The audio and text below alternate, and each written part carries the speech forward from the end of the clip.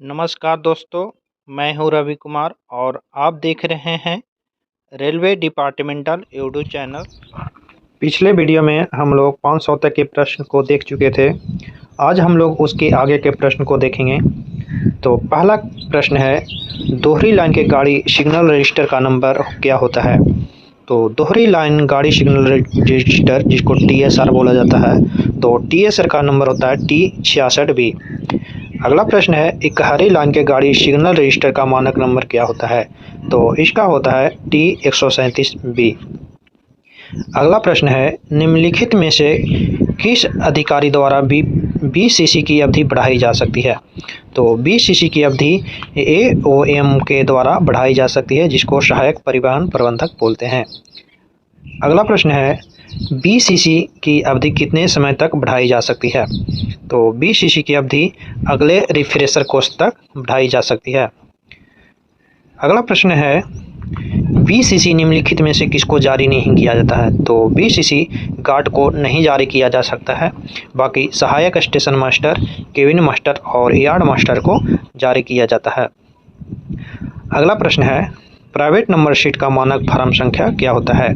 तो private number sheet का मानक संख्या T199F होता है। अगला प्रश्न है, ब्लॉक सक्षमता प्रमाण पत्र यानी BCC, जिसको इंग्लिश में बोला जाता है ब्लॉक कॉम्पिटेंसी सर्टिफिकेट, ये किसके द्वारा जारी किया जाता है? तो इसका सही उत्तर है JRTI के द्वारा जारी किया जाता है। तो इसका सही उत्तर है B। अगला प्रश्न है, ब्लॉक सक्षमता प्रमाण पत्र की वैधता होती है? तो ब्लॉक सक्षमता प्रमाण पत्र की वैधता 3 वर्ष तक इसकी होती है। अगला प्रश्न है, ब्लॉक सक्षमता प्रमाण पत्र का मानक फॉर्म क्या होता है? तो मानक फॉर्म संख्या T115B होता है। अगला प्रश्न है, बिना उचित प्रस्थान प्राधिकार के गाड़ी का ब्लॉक सेक्शन में प्रवेश होने पर गाड़ी का बचाव किस ओर से किया जाएगा? तो बिना उचित का प्रस्थान प्राधिकार के गाड़ी का ब्लॉक सेक्शन में प्रवेश होने पर गाड़ी को दोनों तरफ से बचाव किया जाएगा। अगला प्रश्न है, निम्नलिखित में से कौन सा स्वर्णोदित वाहन नहीं है? तो स्वर्णोदित वाहन है मोपेड ट्रॉली और मोटर ट्रॉली और ट्रैक अनुरक्षण मशीन, जिसमें ट्रॉली जो होता है स्वर्णोदित वाहन नहीं होता है। तो इसका सही उत्तर है D। अगला प्रश्न है, विद्युतीकृत खंड में ट्रॉली पर कितने ट्रॉलीमैन आवश्यक है? तो विद्युतीकृत खंड में ट्रॉली पर ट्रॉलीमैनों की संख्या 5 होती है। अगला प्रश्न है, यदि मोटर ट्रॉली को किसी गाड़ी या मोटर ट्रॉली के पीछे लगाया जाए तो दोनों के बीच की दूरी कितनी रहेगी? तो दोनों के बीच की दूरी 500 मीटर होनी चाहिए। अगला प्रश्न है, मोटर ट्रॉली की कांटों और क्रॉसिंग पर अधिकतम गति क्या होगी? तो इसकी अधिकतम गति 15 किलोमीटर प्रति घंटा होती है। अगला प्रश्न है, मोटर ट्रॉली को किसी गाड़ी के पीछे चलाते समय कौन सा अधिकार पत्र जारी किया जाएगा? तो मोटर ट्रॉली को चलाते समय T1500B अधिकार पत्र जारी किया जाता है। अगला प्रश्न है, निम्नलिखित में से गाड़ी के पीछे किसे चलाया जा सकता है? तो मोटर ट्रॉली को इसके पीछे चलाया जा सकता है, बाकी TTM और टावर वैगन या मटेरियल ट्रेन को नहीं चलाया जा सकता है। अगला प्रश्न है, जब लारियां एक दूसरे के पीछे चलाई जाती है तो दो क्रमागत लॉरी के बीच की दूरी कितनी रहेगी? तो इसके बीच की दूरी न्यूनतम 2 मास्ट होना चाहिए। अगला प्रश्न है, ट्रॉली का संचालन किस प्रकार से किया जा सकता है? तो ट्रॉली का संचालन ब्लॉक बचाव और बिना ब्लॉक बचाव दोनों तरफ से किया जा सकता है। तो इसका सी आंसर होगा A और B दोनों तरफ से।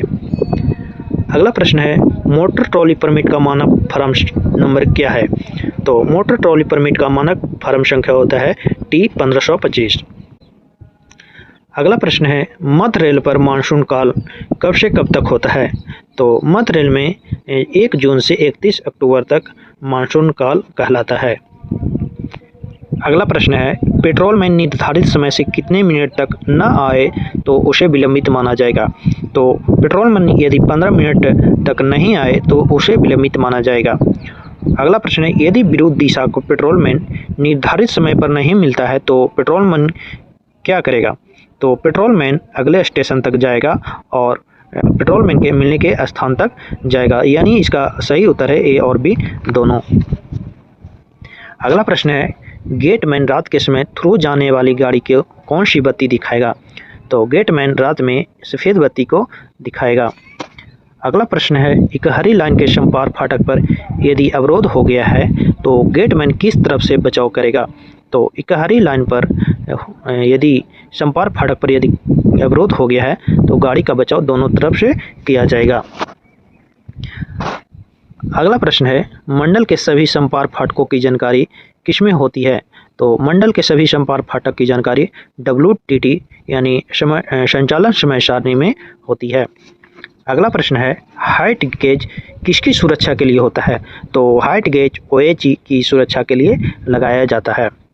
अगला प्रश्न है, 25 kV एसी ट्रैक्शन में OHE से कितना मीटर की दूरी के अंदर डेंजर जोन होता है? 25 kV एसी ट्रैक्शन में 2 मीटर के अंदर तक डेंजर जोन कहलाता है। अगला प्रश्न है, टावर वैगन के संचालन के लिए माना जाएगा? तो टावर वैगन का संचालन गाड़ी के भांति ही उसको माना जाएगा। अगला प्रश्न है, इलेक्ट्रीफाइड सेक्शन में OHE क्लीयरेंस कितने से कम होने पर ODC का संचालन रोक दिया जाता है? तो यदि 101.6 mm से कम हो क्लीयरेंस तो उस समय ODC का संचालन रोक दिया जाता है।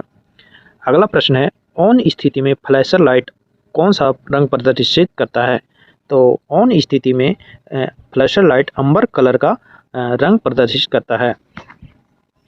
अगला प्रश्न है, इंजीनियरिंग नॉन इंटरलॉक गेट का मेन गेट बंद होने के सुनिश्चित के रूप में स्टेशन मास्टर को निम्न में से क्या देगा? तो इंजीनियरिंग नॉन इंटरलॉक गेट पर यदि गेट बंद हो गया है तो प्राइवेट नंबर देकर इसको सुनिश्चित करेगा कि गेट बंद हो गया है। अगला प्रश्न है, इंजीनियरिंग नॉन इंटरलॉक गेट का गेटमैन द्वारा फ़ोन अटेंड न होने पर स्टेशन मास्टर निम्न में से लोको पायलट को क्या जारी करेगा? तो उस समय लोको पायलट को कॉशन ऑर्डर यानी सतर्कता आदेश दिया जाएगा। अगला प्रश्न है, जब गेट का डिस्टेंस सिग्नल ऑफ स्थिति में खराब हो जाए तो पिछले स्टेशन से निम्न में से क्या जारी किया जाएगा? तो पिछले स्टेशन से भी सतर्कता आदेश को जारी किया जाएगा। अगला प्रश्न है, लॉन्ग हॉल गाड़ी के सबसे पिछले ब्रेक यान में एयर प्रेशर की मात्रा कितनी होनी चाहिए? तो सबसे पिछले ब्रेक यान में 4.7 kg प्रति सेंटीमीटर एयर प्रेशर की मात्रा होनी चाहिए। अगला प्रश्न है, लॉन्ग हॉल से संबंधित अनुदेशों का उल्लेख कहाँ दिया जाता है? तो इसका उल्लेख WTT यानी कार्य समय सारणी में होता है। अगला प्रश्न है, पेट्रोलिंग चार्ट किसके द्वारा बनाया जाता है? तो इनके द्वारा इसको बनाया जाता है। तो इसका सही उत्तर है श्री मंडल रेल इंजीनियर। अगला प्रश्न है, वेब ब्रिज का उल्लेख निम्नलिखित में से किसमें होता है? तो वेब ब्रिज का उल्लेख WTT यानी कार्य समय संचालन सारणी में इसका होता है। अगला प्रश्न है, 8 पहिए वाले ब्रेक यान का कोड क्या होता है?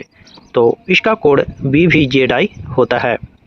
अगला प्रश्न है, 4 पहिए वाले ब्रेक यान का कोड क्या होता है? तो 4 पहिए वाले ब्रेक यान का कोड BVZC होता है। अगला प्रश्न है, पैनल संचालन का रिकॉर्ड किस इलेक्ट्रॉनिक डिवाइस द्वारा दर्ज किया जाता है? तो इसको डाटा लॉगर के द्वारा रिकॉर्ड किया जाता है।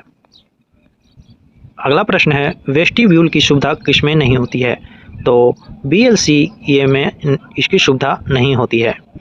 अगला प्रश्न है, किन स्टॉक में हैंड ब्रेक नहीं होते हैं? तो WGSCN में हैंड ब्रेक इसमें नहीं होता है। अगला प्रश्न है, ब्लॉक सेक्शन में गाड़ी और अवरोध के बीच का अंतर कितने मीटर से कम होने पर उसे निवारित टक्कर माना जाएगा? तो 400 मीटर से यदि कम दूरी है तो उसे निवारित टक्कर माना जाएगा। अगला प्रश्न है, लॉन्ग हॉल गाड़ी पर कर्मी दल के पास किस रेंज की वॉकी टॉकी होनी चाहिए? तो लॉन्ग हॉल के गाड़ी पर कर्मी दल के पास 1.5 किलोमीटर तक की रेंज की वॉकी टॉकी होने चाहिए। अगला प्रश्न है, मंडल के बैंकिंग सेक्शन का उल्लेख किसमें रहता है? तो मंडल का बैंकिंग सेक्शन का उल्लेख WTT यानी कार्य संचालन समय सारणी में होता है।